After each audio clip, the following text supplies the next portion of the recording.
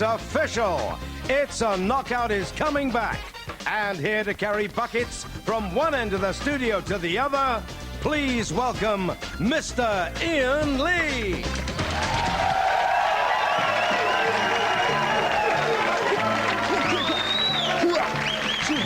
Yep, It's a Knockout is back. If you haven't seen it, just picture a sports day for giant divs. Now, please welcome my co-presenter. It's a giant bear.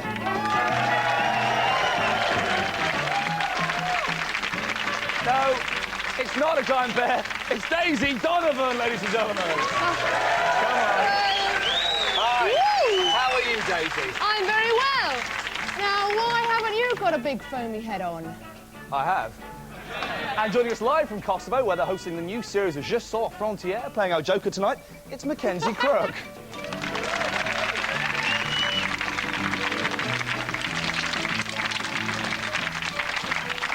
Now, let's meet a man who loves dressing up in weird outfits and whipping some Belgian ass. And that's just at the weekend. It's Tommy Vance and his News Slam. Wednesday, April the 28th. And the Tories are split over the NHS.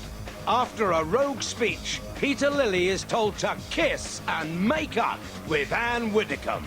Poor bastard. Rumour has it he's practising on a haddock.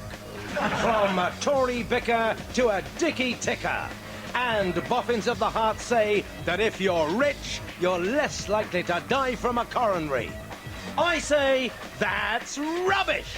I'm absolutely loaded, and my heart's fucked. From cardiac fibrillations to genetic modifications. And Tesco slaps a ban on GM food. Scientists say they cannot be sure of the effects of consuming a genetically modified bean feast. Here's a clue. From a GM food scare to a film premiere. And the debate rages on. Who was the most glamorous guest at the opening night of Notting Hill? Was it Julia Roberts or Liz Hurley? No, it was Elvis Costello, wearing that hat. What a fox. That's show business. Should have gone up and rang his bell.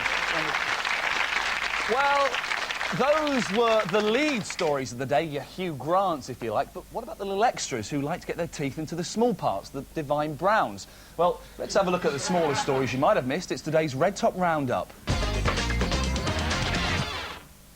Naomi Campbell has agreed to pose nude in gentrified jazz journal Playboy for £600,000.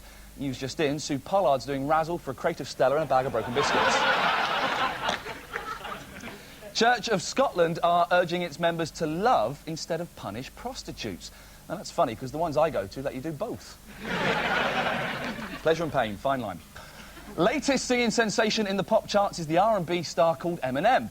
Up until recently, he was just an ordinary minstrel.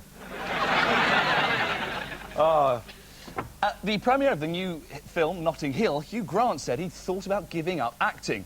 Well, he could have waited until they finished making the movie. How quickly you turn. How quickly. And finally, a package of highly radioactive iridium was discovered at Stansted Airport. Apparently the package had remained unnoticed as passers-by thought it was just some discarded fish and chips. Fishin'.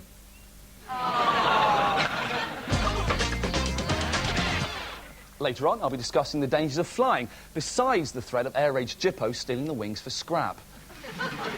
And Ali G gets in touch with his feminine side when he talks about the issues that affect us bitches. Here's a clip. Do you think the age of consent for girls should be brought down to 12? No, I don't think so, because, I mean, the reason why... It used to be 12. But in the ghetto, they say if there's grass on the pitch, let's play. Would you vote for this man? No, it's not Peter Sutcliffe, although it's close. It's, in fact, Sports Minister Tony Banks. Banks's self-portrait with beard is just one of over 200 pictures painted by MPs for a charity art competition. Now, the papers always love this kind of thing. They think it gives them insight into MPs' minds, and it does help brighten up the pages between murder and sport. But it's pointless trying to analyse these pictures, because they've been vetted by so many spin doctors, they reveal nothing about the politicians who painted them. But not so the first drafts. We've got hold of some of the early versions. Now let's see what they tell us about the artists. Here's Education Secretary David Blunkett's finished painting. A colourful, if slightly chaotic, representation of a football pitch. But here's his first attempt. Well, no, don't be too harsh on him, because the man is blind and Sydney Opera House is a challenge for any artist. Here's Ken Clark's finished painting of a steam train. Doesn't reveal much, but take a look at his first draft. Ken there beating William Hague to death with a coal shovel on a railway siding. He was advised for his final draft, play out the train element a little bit. Finally, William Hague's entry to the competition. A big, scary spider. The finished version doesn't reveal much about his psyche, but the first draft subtly indicates what could be William's deepest fear.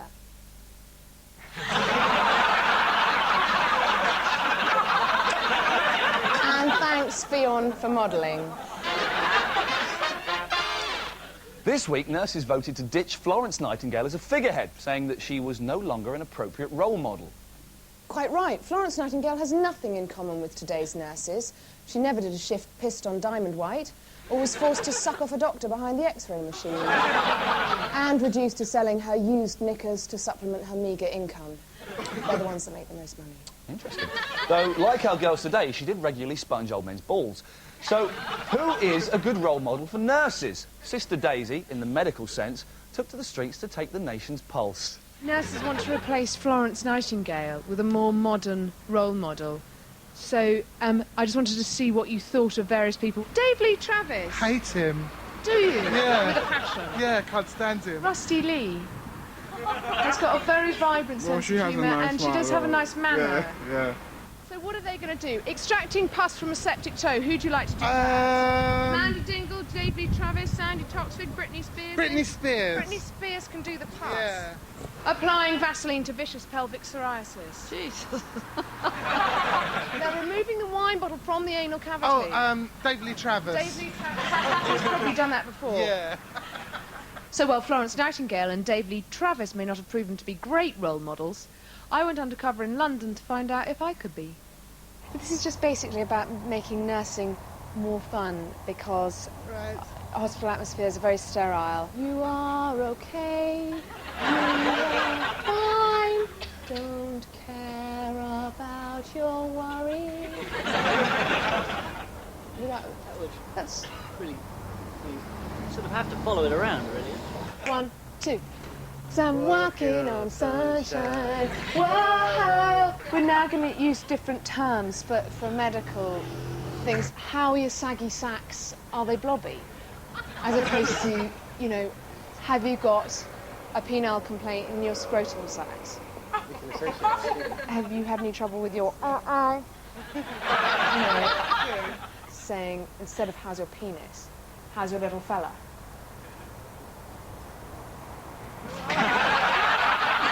We're trying to work out ways of breaking news to people.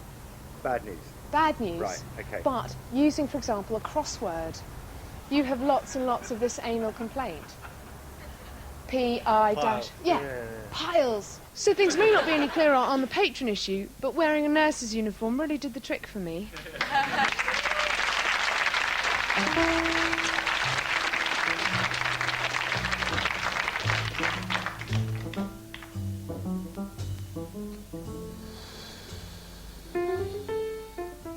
You may not realise it, but you've just been watching product placement in action. Eagle-eyed viewers will have spotted that Iain was using the popular Swan Festa brand of safety match.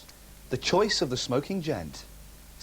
Iain has just made a cool £700 from using those matches on TV, but we need the money. It's the end of the series and we've blown all our dosh on champagne, coke and that kidney dialysis machine for Great Ormond Street Hospital. But we're not the only ones doing it. Just think. Martin Clunes constantly drinking Stella Artois, Mark Fowler drinking Beck's in the Queen Vic, and of course Nick Berry's liberal use of KY jelly and Harbour Lights. They're messing with our minds with all these subliminal messages. But there are rules. We get paid if the product is seen in a positive light. So, seeing TV's Iain Lee drinking a can of his favourite cola whilst nursing a bird with a broken wing will net him a handsome £2,000. But drinking a can of his favourite Coke while doing this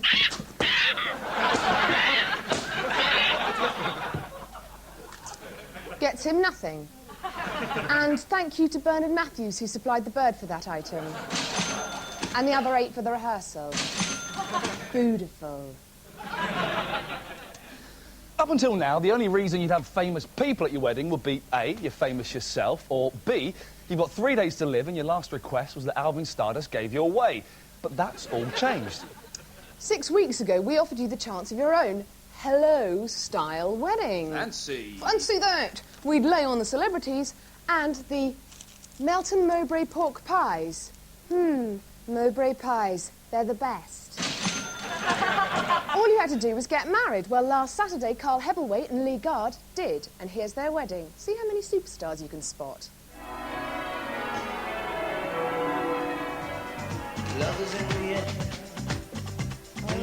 There's Tommy Vance, our man himself.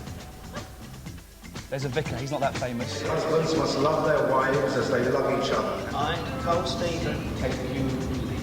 Take you, Lee. Mandy Jordan, she killed her husband. Get her out. Vance is crying like a girl. Isla Sinclair. I love her. No, yeah, she's lovely. Look out, they're being attacked. No, they're not. It's just Cobra and Oliver Skeets throwing paper at them. Ugh. Who's this? Oh. Monster! It's Eric Hall. Not very busy at the moment. Oh, pretty pitch. As an aging-old disc jockey, I also hope something comes into your life, and that is like the new Radical. He's not lost it. May not have heard of them, but he's not lost it. Eddie Dean Edwards, arriving last. Fantastic, what a coup. She's giving her a spade. Buried for her husband. Of course. Monster food, this, he's thinking. I love a bouncy castle. Get this kid off my back, says Cobra. Monster. You knew it. Cobra there, twatting about. Yes. What a beautiful day. Beautiful day. Lovely. We really loved it. So, since the big day, we've written to Hello magazine. Here's the letter, which Iain signed, offering them exclusive rights to the photographs of Carl and Lee's wedding for just £120,000. Still haven't had a reply. See you after the break.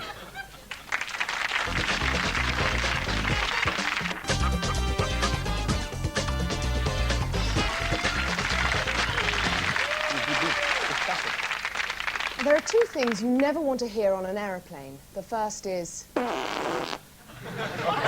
as you just leave Delhi Airport, and the second is This aircraft is about to have a crash landing. Please assume the safety positions. either way you know you're going to shit yourself. Well, for a BA flight earlier this week, an announcement just like that did go off. Fortunately, it was only a passenger playing an hilarious practical joke. But what are the real dangers of flying? Well, here to tell us is pilot Eric Moody. Hi, Eric. Hey, how's it going? All right. Now, Eric, you were a genuine captain. You've retired now. Yes. Fantastic. How long were you a pilot? Well, I started to fly when I was 16 and I retired at 55. Crikey, that's a long journey. Where were you going? And I was still flying. So I can't work the sums out, but it's a long time, 40 odd years. OK, now, do pilots ever get scared when they're flying a plane? Oh, it pays you to get scared once in a while. It helps concentrate the mind. How scared do you get? You're not just sitting there going, you know, we're not going to make it. Because as a passenger, that would really scare me a lot, knowing you're like that. No, well, yeah, I don't suppose you shake, but you frighten yourself and look back and think, gosh, oh golly gosh. What the hell are you looking back for? Well, no. Oh, my pilot said straight ahead. So if flying is very safe, then obviously you've never had a crash, have you? Well, Was this when you were scared one day? well, I walked away from a few heaps, yes, but not... Well, I've done that. I just didn't phone them again. Absolutely, yeah. It wasn't interesting. But... So, what was the most, exciting, dangerous crash you were involved in, or situation? Well, I had all my engines stop on a 747, all 4 of them, for 14 minutes one day. 14 minutes? Mm. Those things are bloody huge. Yeah, they're like the locomotive straps your back. You're dead right in that. But it glided for 14 minutes, from 37,000 feet down to 12. And how did you get out of that? Did you have someone go out on there and just pull the starter cord again? Well, is that how it works? One of the passengers thought she saw an angel out on the engines working on them, so perhaps that's what it was. No, I think she was... that's an interesting thing, actually. Have any of the pilots you know seen a UFO? Well, you wouldn't own up to it if you did, because people think you're a crank. Really? Is that the accepted thing in pilot circles? Yeah. If you There are one or mention two your about that think they've seen them. But Have you seen one? Just wink if you have. Good boy. Crank, you weirdo. Now, turbulence. yeah. Is that real, or is that like you just going, right, we'll shit them up, here we go. Well, if you've got a full-up first class and the pilot wants a first-class meal, yes is the answer to that. He does this. He does that and so he gets them a well, bit they don't sick. eat then, do they, you see? No. Fantastic. That's always reassuring to know. Now, finally, considering his aviation history, would you let this man fly your plane? No. It's Roy Chubby Brown. He's not a qualified pilot. No. I certainly wouldn't. Ladies and gentlemen, would you please thank Eric Mooley? Thanks a lot. Thank you.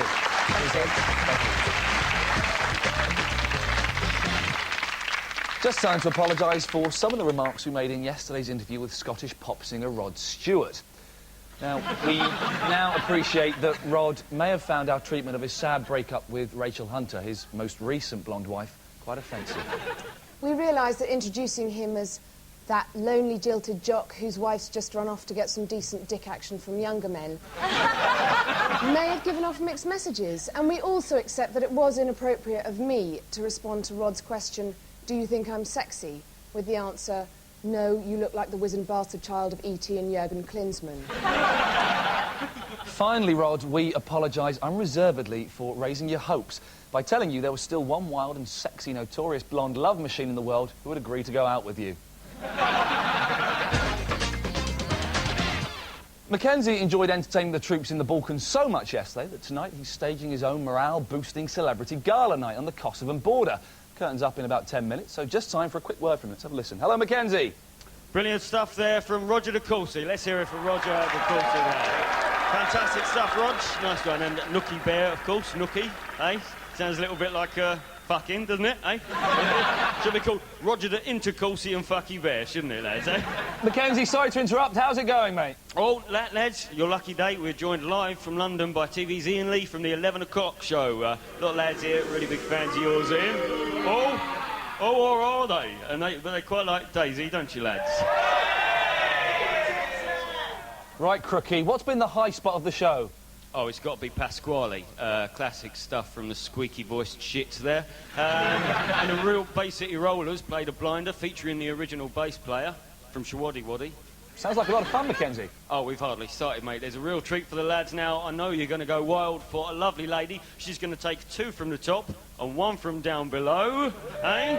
So let's count down to this vital statistician. Please welcome Anita Dobson.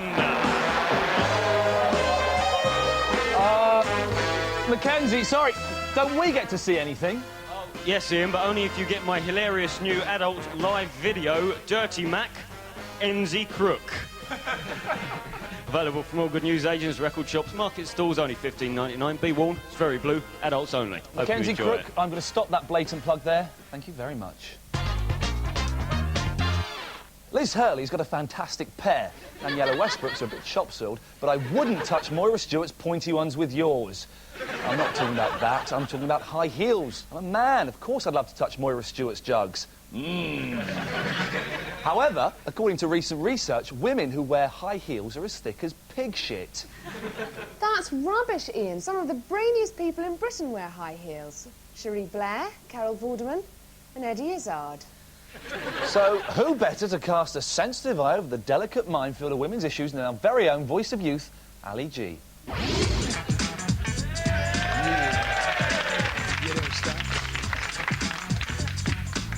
It goes out to the crew up top.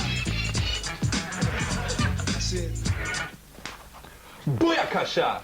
Check this. Today we is talking about women. I is with none other than Professor Sue Lees. She be director of the Center for Gender Research. And we is going to be talking about ladies. Now, 1 in 2 people in the country is a woman. So it's about time you've got to know about them. Women, they is important, aren't they? They indeed are. Very important. As important as men. Which is better, man or woman?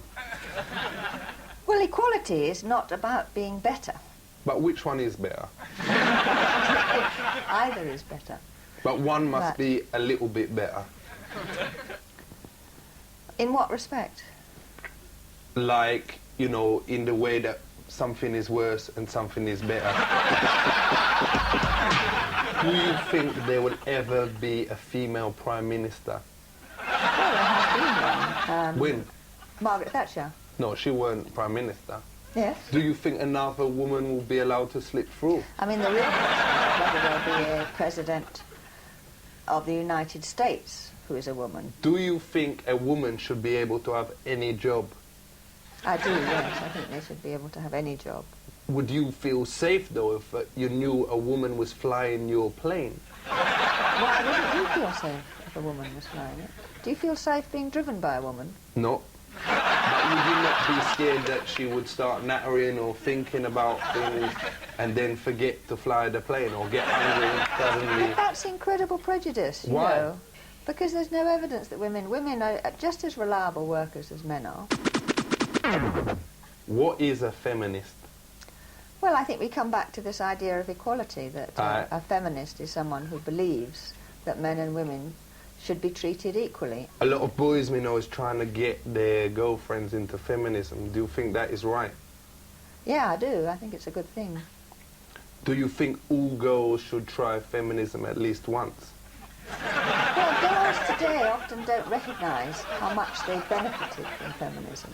But do you think it is right when they try feminism when they is drunk at a party or whatever with a few mates? What does trying feminism You mean? know, try a bit of feminism and when they is sober the next day they get back together with their boyfriends. I don't understand what you mean by get feminist. When they kiss a woman. What, being lesbian are you talking about? Sexually? Aye, for But real. that's just not sexually. feminism is not about sex, having sex relationships with other women. It ain't That is only not about what that. well, it's not about it at all. My uncle Jamal, he says he is trisexual. Yeah. He will try anything sexual. What does that mean? There are a lot of people, you know, who would agree that they would like having sexual relationships with men and with women. So you're saying that you think that he has done it with men? But he has. Aye. Well, it would suggest that from that. Or that he's interested in it. Don't know whether he would have done it. Depends what done it means. So you think my uncle Jamal is Oh, I don't know about batty boy? I don't think he's a batty boy, actually. But you think my uncle Jamal like it in both pipes? Well, I think he probably is making a joke. For real. So it's probably a joke. It's probably a It joke. don't necessarily. Because he is a joker. Yes, if I you think called he's him, a joker. If you called him that to his face, he'd probably kill you. We just want to say thank you, Professor Lees. Big up yourself. Okay. Thank you Thank very you much. very much.